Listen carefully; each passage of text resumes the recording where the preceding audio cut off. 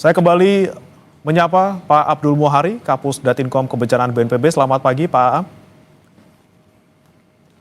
Selamat pagi, Mas. Ya, Pak Am, ini ada 3 provinsi yang kemudian terdampak banjir yang terjadi, ada di Aceh, kemudian di Sumatera Utara dan juga Sumatera Barat. Mungkin kita akan bahas ke Sumatera Utara terlebih dahulu, Pak Am, terkait dengan berapa sebenarnya total kabupaten kota yang terdampak di Sumatera Utara. Iya, per pagi ini itu sudah ada 7 kabupaten kota yang terdampak banjir bandang dan tanah longsor.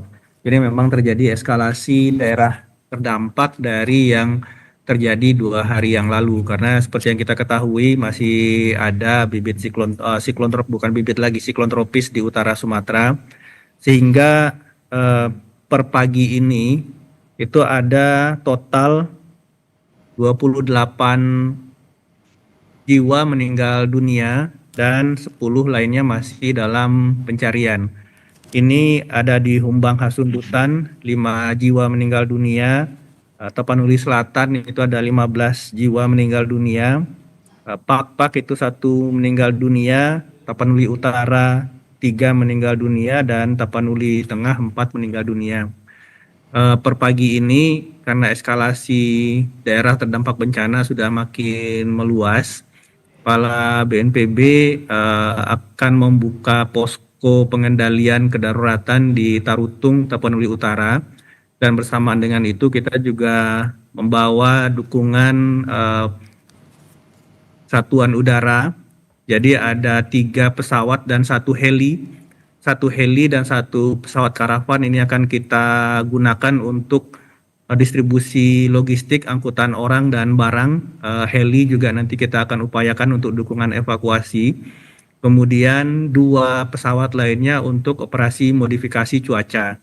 Jadi meskipun yang kita hadapi peningkatan intensitas hujan ini disebabkan oleh adanya siklon tropis, tapi kami harapkan dengan adanya operasi modifikasi cuaca setidaknya intensitas hujan ini bisa berkurang sehingga eskalasi dari daerah terdampak bisa kita kurangi, yang nantinya ini akan membantu kita untuk lebih optimal pada penanganan warga terdampak di lapangan, Mas.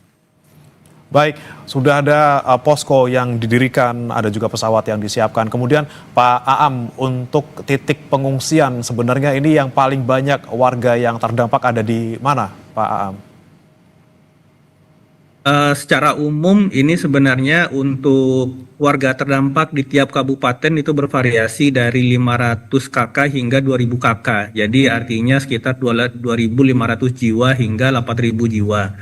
Nah, ini tidak semuanya masuk ke dalam titik-titik pengungsian terpusat, karena yang paling banyak ini warga terdampak ini karena banjir. Jadi di beberapa tempat yang ketinggian genangan banjirnya masih tidak membahayakan, itu warga memilih untuk tetap berada di rumah. Tetapi bagi warga yang terdampak banjir bandang dan tanah longsor ini sudah kita evakuasi ke titik-titik pengungsian. Itu ada di aula desa dan juga beberapa titik lainnya.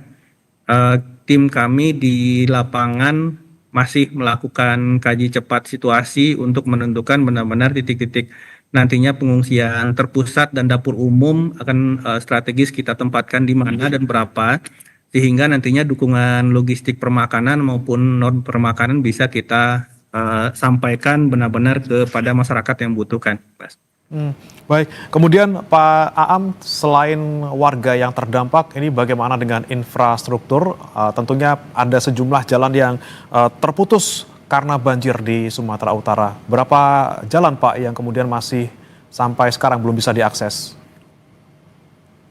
Kami sudah menerima informasi rinci dari daerah untuk titik-titik jalan yang putus karena terdampak longsor. Nah, ini sudah dilakukan pembersihan menggunakan alat berat dari Dinas PU setempat. Artinya untuk titik-titik jalan yang tertimbun material longsor kita harapkan di sore hari nanti itu sudah bisa dilalui. Ada yang sudah bisa dilalui secara satu arah, secara dibuka secara bertahap. Dan sedangkan untuk jembatan, ini kami sedang berkoordinasi dengan PUPR dan TNI Angkatan Darat agar bisa nanti dibangun jembatan sementara atau jembatan beli.